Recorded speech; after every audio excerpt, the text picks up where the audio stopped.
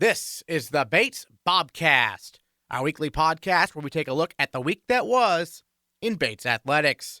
My name is Aaron Morse, and this week we're previewing the men's lacrosse and baseball seasons. We're also looking back at a great NESCAC Championships for women's swimming and diving, and we break down a big win for Bates over Williams on Senior Day in women's basketball. All that and more coming up on the Bates Bobcast.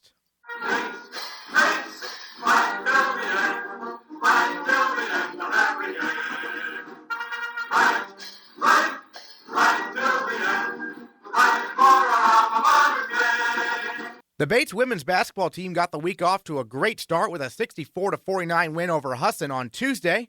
Nina Davenport led the way with 17 points and 10 rebounds, while Ali Coppola tallied 15 points and a career-high 22 boards. Coppola's performance was big, and she can't wait to participate in her first NESCAC tournament. Oh my God, I'm so excited. I can't even describe how excited I am. I feel like I'm just like a little kid. Like it's like better than anything because I feel like it's been such a letdown. You know, when we've been 1-9. Like our only win in NESCACs was both years against Colby on Senior Day. So this time, past 2 years, we still hadn't had a NESCAC win, and having things come together, just at the right time is really special. The women's team earned their fourth NESCAC win of the year Sunday on Senior Day at Alumni Gym. The Bobcats defeated Williams 59-49. We caught up with their lone senior, Chelsea Nason, after the big win. Nason finished with 10 points to help the Bobcats knock off the Eats at Alumni Gym for the first time since 2009. It's huge. I was just saying, this is the first time, not even just home, but we've ever beat Williams. So it's just so special, and we've always lost by a huge amount. And it was just such a good game. Everyone played with so much heart, and everyone played together, and it was just really fun. It was a really fun way to go out, my last game at home. Yeah, your Senior Day, lots of banners around, lots of support. What was that like to see? It's awesome. This is the best it's ever looked, I think. Maybe just because they could just focus on me because I'm the only senior, but it's awesome. They really did a great job. And then Amherst coming up in the NESCAC quarterfinals. Obviously, they're a very good team. And what do you know about them? Amherst is obviously a tough opponent, but I just think in NESCAC it really is anyone's game. It just anybody who shows up and plays their hardest and prepares for the game can win. We were kind of going back, do we want to play Tufts? Do we want to play Amherst? And we were just saying it doesn't really matter. We played really well against Tufts, and that's why it was a closer game. But if we play just as well against Amherst, it'll be a great game. I'm excited. And then today, Nina's 6 3-pointers, 26 points. How much easier does that make the offense go? I just think Nina's a psycho. If she starts hitting her shots, it's just game over. You could just tell that Williams was so defeated because they'll just be right in her face, and she'll just sink a three. And it's just I have so much confidence playing with her, and it just makes it so much easier to have someone out there that's that you can count on to hit those big shots. Nina Davenport's hot shooting over the past week, including 6 made threes on Sunday, earned her NESCAC Women's Basketball Player of the Week honors. Over the course of 3 games this past week, the 5'11" Davenport averaged 16.7 points, 11.7 rebounds, 1.7 steals, and 1 block per game.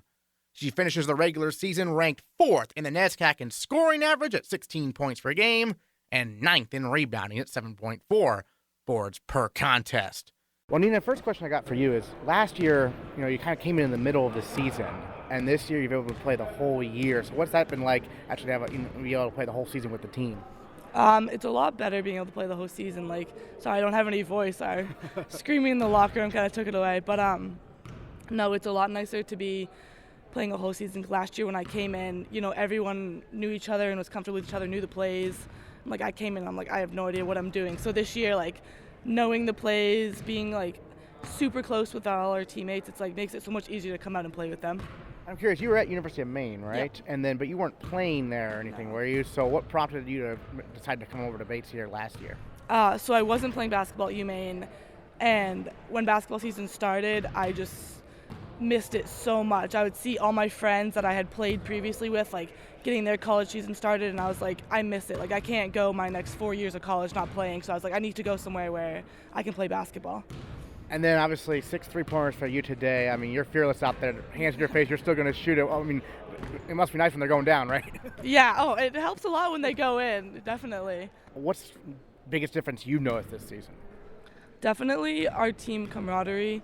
Last year, we didn't have like any NESCAC wins till the last game, and that like definitely brings, your confidence down. But this year I feel like we've just been so much closer, and we trust each other a lot more out on the court that, even when we're down 20 in the first quarter, we're like, we got 3 quarters left. Like, I trust everyone out here to make plays, so. And then Chelsea on her senior day, a solid 10 points. I mean, she's had some very good scoring games recently. What's that been like? Yeah, she's awesome. She's so lengthy that she's dribbling around, and I'm like, well, she's gonna drive, I know it. And then she just drives and like lays it in with her long arms, and I'm like, there we go, Chelsea. And she's like amazing on defense too. Her length and like her speed, she just gets steals all over the place. So yeah, she's been amazing this year. It was a banner week overall for female athletes at Bates. That's because the women's swimming program finished 3rd at the NESCAC Championships, their second best finish ever. They finished more than 120 points ahead of 4th place Middlebury and only 25.5 points behind 2nd place Amherst. 12 varsity records fell this week. But our female Bobcat of the week, Melissa Paoni, really stands out from the crowd. On Friday, she was part of the Bobcats' 400 medley relay team, which posted an NCAA B-cut time of 3:48.68, shattering the program record. Then on Saturday, she participated in the 200 medley relay final, which finished 3rd and earned all NESCAC honors while breaking the program record with an NCAA B-cut time of 1:44.67. Then, she broke her own team record in the 100 breast and placed 3rd in the championship final in 1:04.41, earning the first individual all-NESCAC honor of her career. Her NCAA B-cut time beat the team record she set a year ago by 1.49 seconds. Finally, on Sunday, Paoni broke the team record in the 200-yard breaststroke, finishing the championship final in 2:21.01 for 6th place. For her record-breaking performances, Paoni is our female Bobcat of the week. You were part of a couple of relay teams, and then individually you broke some program records as well. 4 program records fell when you were participating. I mean, you must have been thrilled with how fast you swam, right? Oh, yeah, we went crazy. It was so fun. The atmosphere at NESCAC's, first of all, is very loud and just a lot of energy. So to be part of that conference is a huge deal. But we, as a team, we have an A and a B relay, and all 8 people went extremely fast, and we placed very high. And then you mentioned earlier off the air that your voice was a little scratchy from all your cheering. So what's that like to when you're not in the pool? Oh, when you're not in the pool, you're on the sideline screaming at your teammates in the pool, trying to get them, give them the energy, keep going, keep going. We have a lot of support on the pool deck for the people who are not swimming in their races. But yeah, it's a very extreme atmosphere. It's awesome to be part of. Now, you're a senior, but take us back when you were looking at colleges. Oh, boy. What made you decide to come to Bates? Oh, gosh. It's a very academically challenging school. I love a challenge. So coming here, I knew that I would be getting a great education. And on top of that, I knew I wanted to swim in college. So looking at the schools, I fell in love with Coach Peter Casares, and he's a huge reason why I came to Bates. And then the program as a whole, I mean, it's grown so quickly from your first year and now. I mean, describe what it's like to have that happen. So true. Our freshman year is kind of a blur. Just being part of a program, a college program for me was a huge deal. But growing over the past 3-4 years now, we are consistently bringing people to nationals, placing higher and higher at NESCACs.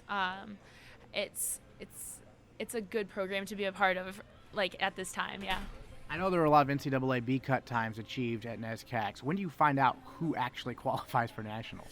So right now we're actually waiting for the last conference meet weekend to happen, which is next weekend. So technically we find out Saturday if top 16 relays go for Division III Nationals, and then top 20 individuals. And we have a couple of people on the bubble, so we're waiting to see. And then we have a Williams invite for the women's team at Williams. Should be good.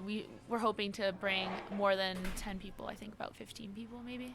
So Williams invite, is it unscored? It's kind of another chance to swim, or how does it work? Yeah, it's the people who make the B cuts. Okay. It's a chance for them to get even further, give them an extra chance to go a little bit faster so they can place themselves a little bit higher to get that chance to go.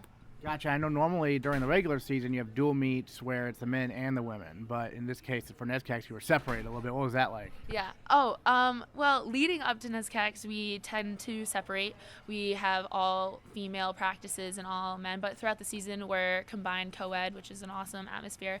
But our team chemistry kind of builds up to NESCACs, and then it's kind of like the grand finale, and we're one big group, and we get super close during NESCAC. So it's a great time. Now your specialty is breaststroke, right? Yes. And so how did that come to be? Oh gosh. Well, I grew up swimming, and my strokes switched when I think I was a butterflyer at one point, and then when I was 14, swimming for the state of Maine, I randomly got a state record in the 200 breaststroke, which was a pretty big deal, and my coach was then like, okay, you are now a long distance breaststroker, and kind of just like had me swim breaststroke throughout high school, and I kind of just stuck with it. I was pretty decent at it. Moving forward, what's going to be the approach of practice now? It's because it's kind of an awkward time period, right? It is. This is my first time going to nationals, so I'm not really sure. I just know that I'm going to be making some new goals for myself to kind of prep for nationals and then hopefully achieve them. I think we have 3 or 4 weeks to prepare. We tapered, so we started up really high with our hard yardage in January, and then we slowly crept down. And now we have to kind of climb back up a little bit and then fall back down and hopefully go a little bit faster for nationals. You mentioned Coach Casares as being a big reason why you came to Bates. What makes him such a good coach?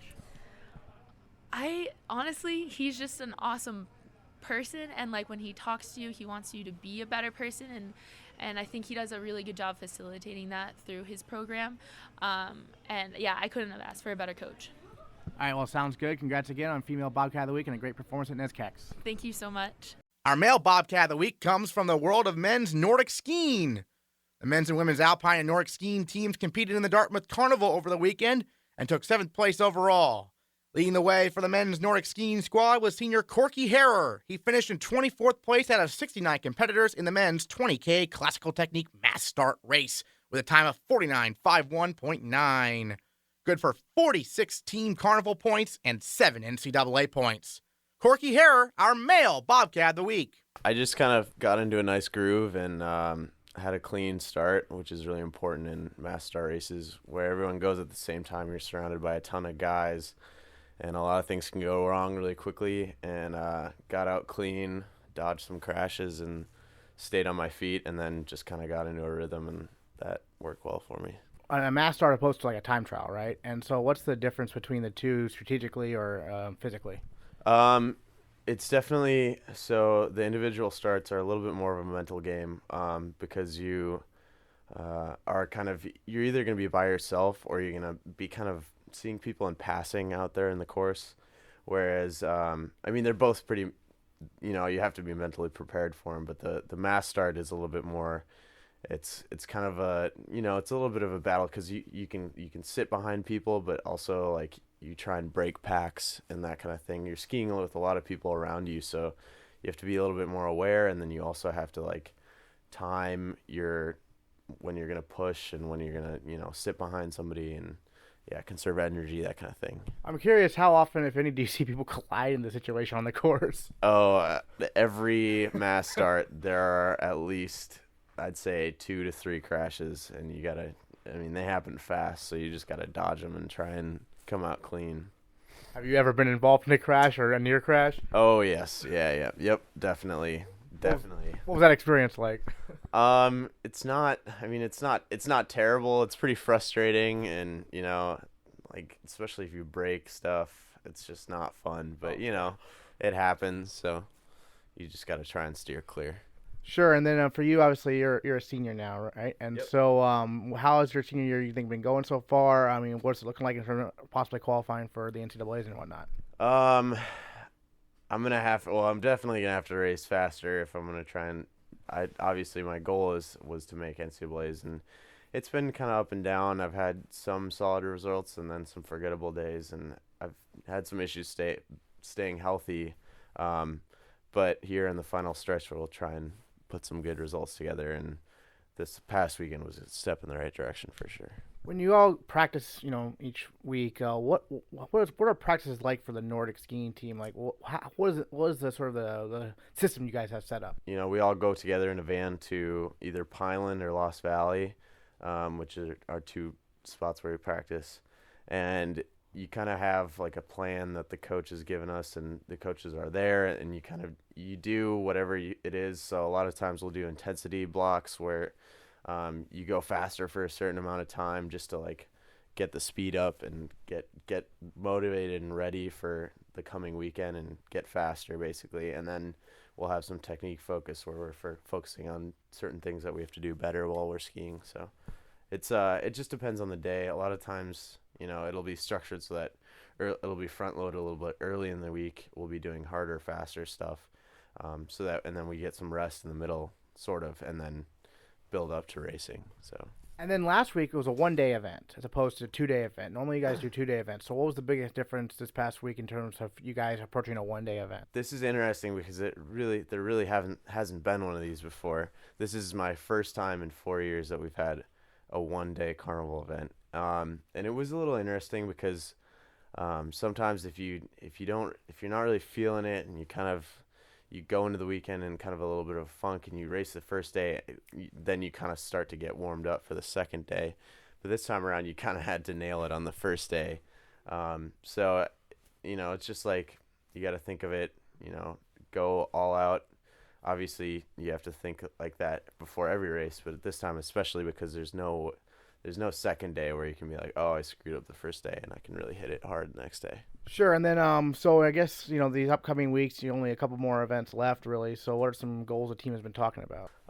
Yeah, well, we definitely want to try and send some people to NCAA's. So I think basically it's just coming down to really putting the pedal to the metal in the final couple of weeks here. And I know there's one race in the coming carnival that doesn't count towards NCAA, so we really have to hit the 1 day really hard. And then Middlebury, obviously. It's after February break, which is nice because you get to kind of, you still have to do some schoolwork because you have homework and whatever, but you're not going to classes. You don't have to stress out about that at all. So it's really, you get to kind of focus in and hone in on regionals and hitting both those races really hard. Last question for you. I've talked to a lot of alpine skiers, and they all said they got into alpine because they don't like skiing uphill because Nordic is skiing uphill a lot. Now you're Nordic, and so you're skiing uphill a lot. What's the challenge about that? Why do you like Nordic as opposed to alpine? Yeah, I definitely got into it because of my parents. I'll just preface by that. And I don't know. I guess it's a regional thing. I'm from Minnesota. There aren't really a lot of downhills to ski down, so we kind of have to settle by going up the small ones that we do have. But I have to admit there's no more rewarding feeling of going out on a race course and just giving it everything and coming across the line and having it's gone as hard as you can and spent yourself, and then that feeling once you finish, it's just so rewarding. You feel it feels pretty amazing. So that's really what keeps me going when I race. The men's basketball team's season came to an end on Sunday in a loss to Williams, but senior co-captain Mike Bornasian finished with a double-double as he scored 12 points and pulled in a game-high 11 rebounds. Bornasian finishes his career as the 9th leading scorer in Bates history. Meanwhile, the squash programs both won on Sunday, with the men defeating Hobart 6-3 as Ahmed Abdel-Khalik earned his 59th consecutive win, and the women knocked off William Smith 7-2. The track and field teams competed in the non-scoring Valentine Invitational over the weekend, and this week they look forward to the New England Division III Indoor Championships. We caught up with co-captain Isabel Unger to preview the women's team's outlook. All right, Isabel, before we talk about this upcoming week, first of all, take us back to the Valentine Invitational. It was a non-scoring event, but you were part of a really great relay team. So how did that work out for you guys? Pretty good, right? Yeah, so it was the first time we'd actually run the DMR in a competitive race this year. And we were actually put into the heat with mostly D1 schools, which was intimidating. But it was good for us because it really pushed us to run a much faster time than a lot of D3 schools, basically every other school besides MIT, which is, they're great. So they're always a really good competition. And so, yeah, everyone had an amazing leg. Claire Marconic, who ran the 400, ran a 57, which is a pretty awesome split for her. So, yeah, everyone had a really standout race. So we're third in the country now, so hopefully we'll hold that spot for at least a few weeks. Third in the country, very impressive. Now, you were not on the indoor track team last year because you were studying abroad, right? Correct. Okay, and so now you're back on it. So what's that like, been back in the indoor track? Yeah, I mean, it's been a while since I've raced, especially like on a bank track. It's been it's been over a year. So it's good. It feels good to be back. Having the transition from cross country is always a little bit nicer because it gives us some background. But yeah, it's really good to be back. I missed it. So. Now, this upcoming week, the New England Indoor Championships. So you've been in it before. What's this meet like? So this meet is special just because it's only women. The men compete. I think they're competing at MIT, and we're going down to Middlebury. So it's kind of separate. So it's different because, it's really focused on women, and it's just us cheering for our other teammates, and it's exciting. It's a really competitive meet. It has some of the best competition in the country. MIT, Middlebury, Williams are all really strong teams. And so, I don't know, it's going to be really competitive, but it's good. We can all run pretty fast times, I hope. And then which races will you be participating in yourself? So I will be racing the 1,000 and potentially the 4x8. A lot of people are listed for it, so we'll see. Okay. And so how is it decided who races what, and when is that decided? So for this meet is a qualifying meet. So I have qualified in the mile and the 1,000, and actually just our coach, she decides. So I think she just puts us in what she thinks we'll place well in. And at this point, if we can do well in this event versus another one, it's good for points. So she's spreading the talent out kind of throughout every race to try and get as many points as possible. And then as team captain, how has things been? It's a big team. So how have things been progressing, and how has your role of captain been so far this year?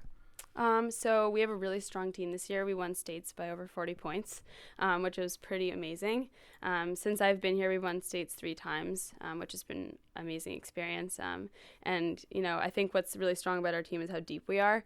We actually only won 2 events at states, and we get our points from the 2nd, 3rd, 4th, 5th place finishes where, we have so many people that we can start to gain so many points. So I think it's really amazing to watch, everyone do these amazing events, which I have no idea how to do, pole vault and long jump. And it's amazing to watch. And we have a really strong team basically in every discipline. So what's been maybe the most surprising aspect of the year so far, if anything?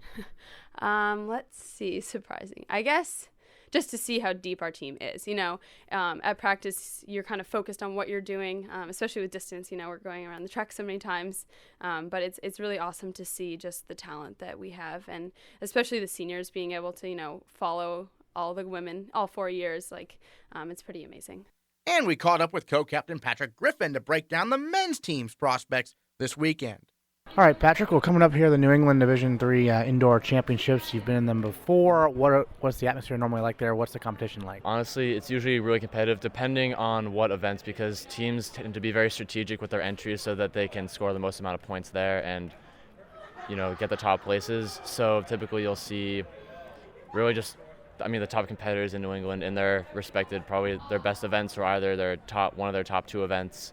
So it's going to be pretty competitive. Teams like MIT, Williams, Middlebury, all of the NESCACs, USM, all those teams with some really top-end guys are really going to show up and score some points. Westfield State, and then obviously us too. So.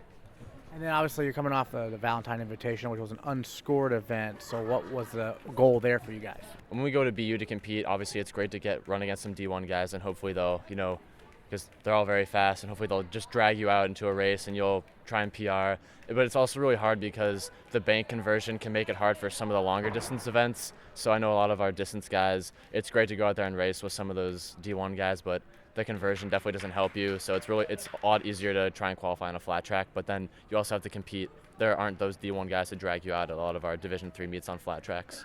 And then for those who may not be familiar, could you explain the bank conversion? Oh, well, basically, there's a conversion for about every lap. I think it's about 0.4 seconds per lap converted. So if you ran a 200 on a bank, you have to add 4 seconds on it, and that would convert to a flat. But that really, if you're going faster, it helps you to run on a bank. But if you're going on a slower race like a 5K, it might not help you as much to be on a bank, but you still get the conversion for those laps. So.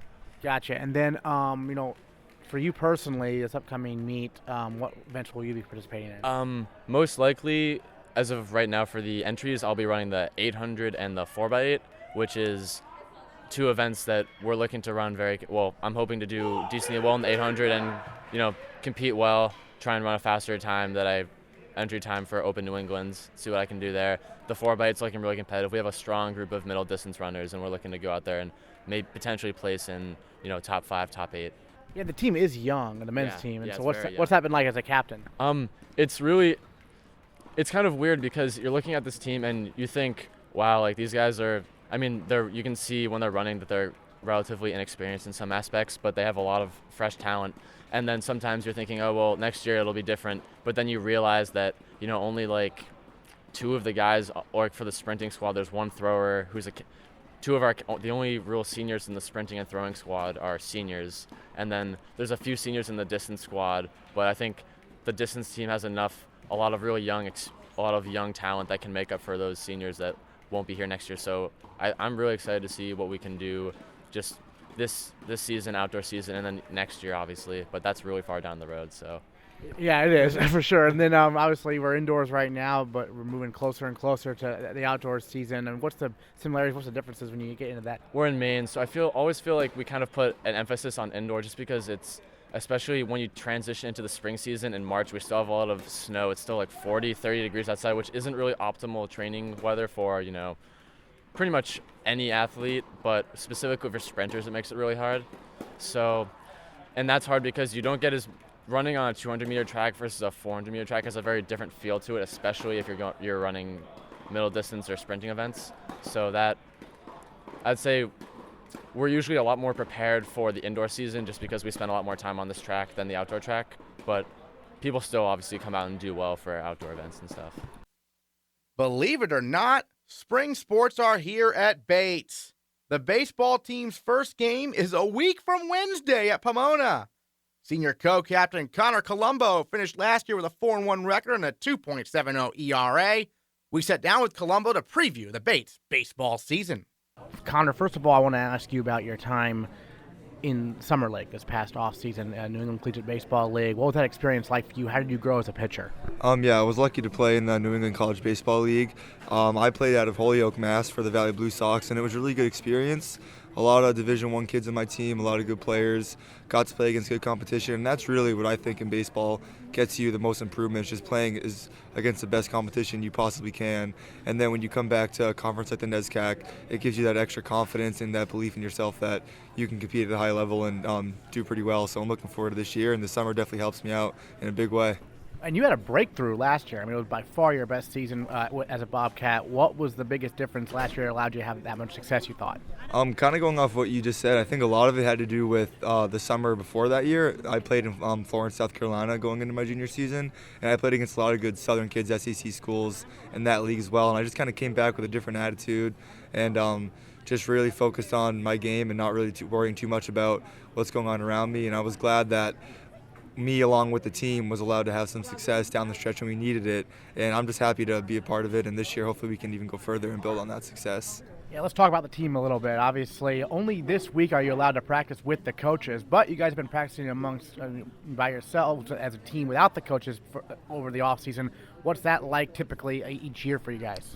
It's the NESCAC has some specific rules that obviously, like you said, we can't see the coaches up until today, but it's a little different. It can be difficult at times and frustrating because a lot of these other schools and other conferences in New England for Division III are with their coaches the first 6 to 8 weeks in the fall.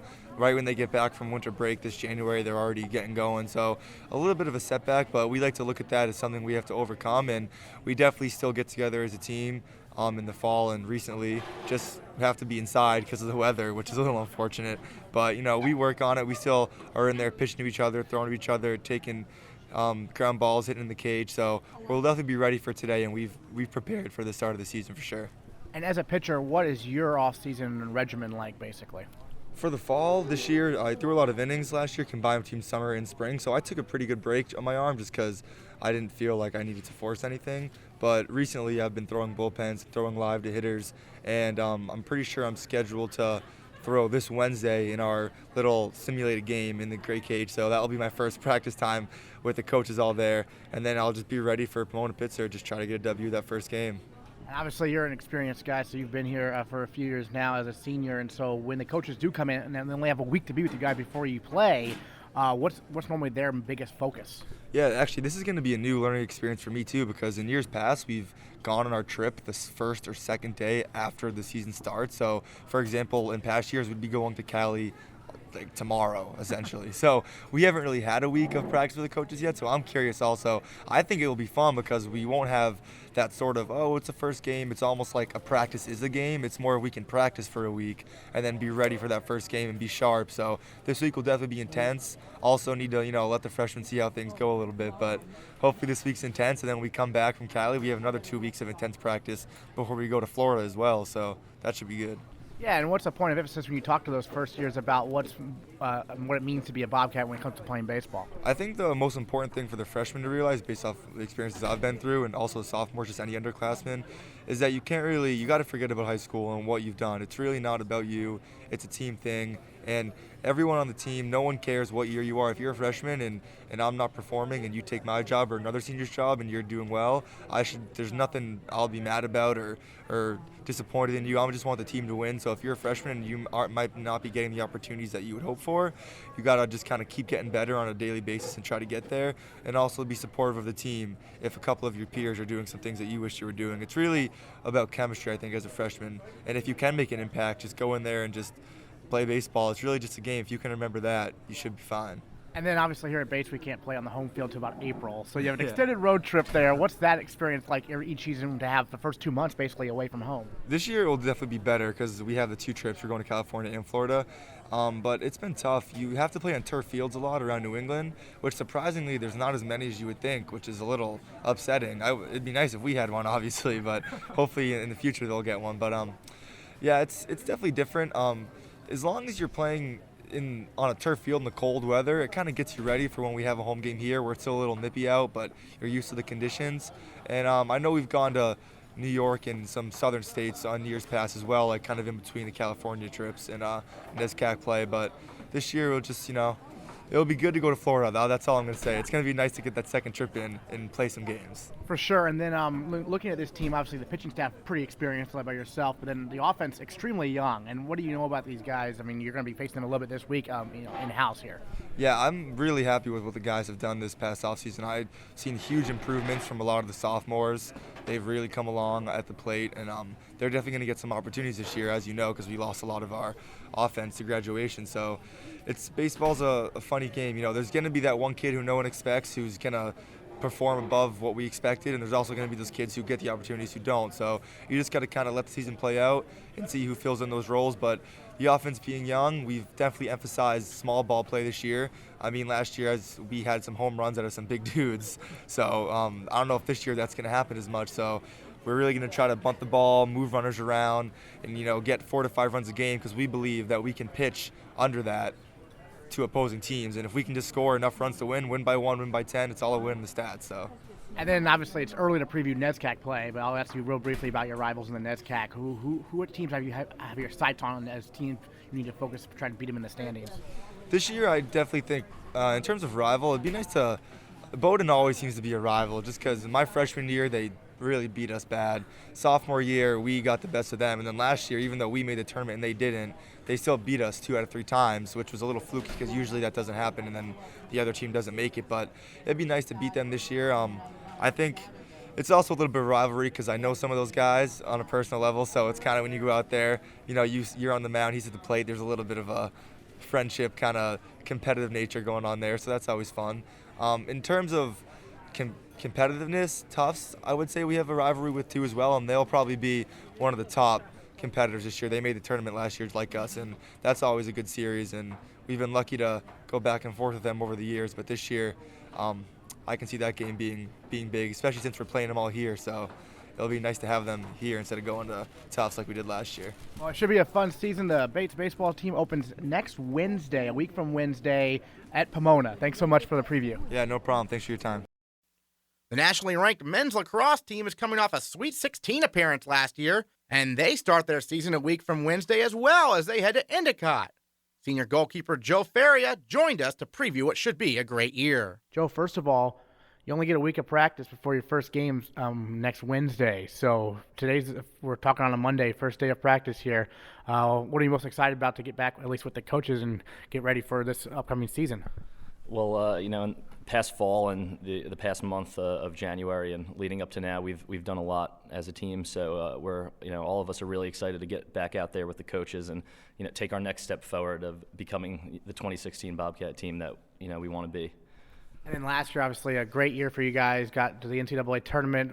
You beat Tufts during the regular season and got to the second round, Sweet 16 in the tournament. And so, what really made it all come together, you thought, last year for you guys? Well, I think that solid defensive play throughout is really what helped us mostly last season. I always say that the defense kind of makes my job pretty easy in cage.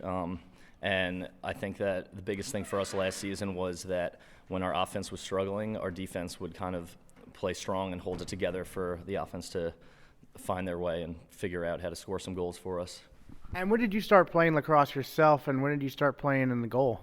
Well, I started playing lacrosse. I've had a stick in my hand since I was 4 or 5 years old, and I played rec league from kindergarten on. I didn't start playing goalie until 4th and 5th grade when they would alternate. And actually, the funny story, in 7th grade, I had an injury, but I was able to play goalie. I just couldn't really run around, and that's when it sort of just stuck. And ever since then, I've been only playing goalie. And then for this team, you mentioned how strong the defense was last year. I mean, how many of those guys in front of you are returning, and who are they, and what can you expect to see from them this year? Well, we're actually returning our 3 starting close defensemen, 2 seniors and a junior. And all of them have played a lot throughout their Bates career as well. We're also returning, Matt Proto, who is the top defensive short stick midi, one of the top D middies in the country, which I think will really play into our favor as well. And then obviously last year, such a great season. This year, your preseason top 10, a couple of rankings, and so do you feel any pressure or anything like that? No, I wouldn't say that I feel pressure. And also, the rankings are something as a team that we try and take pretty lightly because A, we haven't won a single game this season, and B, the ranking can quickly change after one loss. So, we just have to focus on keeping our heads straight and focus on playing lacrosse and not so much about what they say in the media and the polls and whatnot. Sure, and then the NESCAC in general is so strong at men's lacrosse. So what's that like to have such a high-level competition almost every game? Well, that's actually my favorite part about playing in the NESCAC is that on any given day, any team can come out on top. The skill level is extremely high throughout the conference, and it really does come down to who shows up on a particular day and who plays their best and plays their hardest. How have you seen the program grow since you were a first year? Oh, I've seen the program grow tremendously, not only just from, starting off my freshman year as a 500 team and then sophomore year as a below 500 team. The turnaround we made last season really has been incredible, as well as, we're getting recruits in from all over the country, and that's becoming more and more diverse where we're getting players from, and I think that's really a big thing as well. And then you guys are one of the few spring sports that really will play in any weather, pretty much, right? And so, you guys sometimes have heard about home games, like when snow on the ground and stuff like that. So what's that like to play in some rough conditions, at least early in the spring season? Yeah, definitely can be tough, and after a few years of doing this, I've become pretty accustomed to it. But once you're out there running around, and hopefully your adrenaline can keep you warm enough. And for me, I've never really found it too difficult to ignore the cold and just focus on what's at hand. It's almost keeps me warmer and not paying attention to it. What are you most excited about for the season. What are maybe some goals you guys have set as a team, during the off season, looking forward to this year? Well, I do try and take things one game at a time, but I think it would be really big for our team to A, win a NESCAC championship, and then obviously B, hopefully win a national championship, which, is obviously getting very far ahead of ourselves here, but it is my last year, so I don't have another chance. Well, that sounds like a plan. We're looking forward to a very exciting season. Thanks so much. Thank you. Besides track and field, there are a number of Bates sporting events to look forward to this week. The men's swimming and diving team heads to the NESCAC Championships, while the Alpine and Nordic skiing teams compete in the Williams Carnival. The men's and women's squash teams compete in team nationals at Yale University, while women's basketball heads to Amherst for the NESCAC quarterfinals, starting at 2 o'clock on Saturday. We'll recap all this week's action and preview some more spring sports like women's lacrosse, men's and women's rowing, as well as men's and women's tennis. Next time on the Bates Bobcast.